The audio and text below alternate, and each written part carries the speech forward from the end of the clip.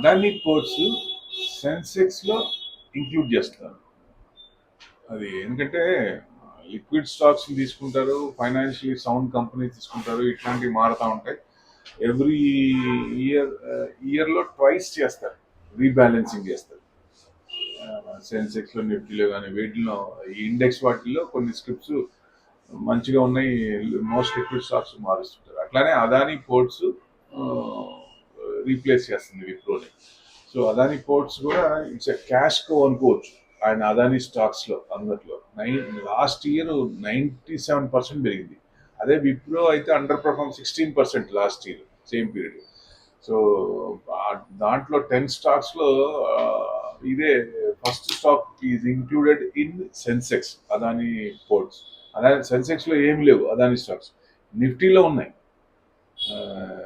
నిఫ్టీలో Adani enterprises, Adani ports ఉన్నాయి, but సెన్సెక్స్లో లేదు. ఇది కూడా S&P 500 and Dow Jones June 24th include చేస్తాం, అక్కడి నుంచి స్టార్ట్ అవుతాయి దాని ఇది అని చెప్పారు. సో అట్లా అనమాట. డెఫినెట్గా అంటే ఈ ట్రెండ్ యాడ్ అవుతుంది, దివిజ్ ల్యాబ్ బయటకు వస్తుంది, ఏయూ బ్యాంక్ బదులు Yes bank, Canara bank add అవుతుంది. ఇట్లా షఫుల్ రీషఫుల్ అవుతూ ఉంటాయి. దానివల్ల ఏంటంటే కొంచెం యాడ్ అయ్యే వాటికి కొంచెం వాల్యూమ్ ఎక్కువ అవుతుంది, ఇన్వెస్ట్మెంట్స్ ఎక్కువ చేస్తారు, ఇన్ఫ్లోస్ ఎక్కువ అవుతాయి. సో ఇది పాజిటివ్ న్యూస్ అనుకోవచ్చు ఒక రకంగా. Thank you very much.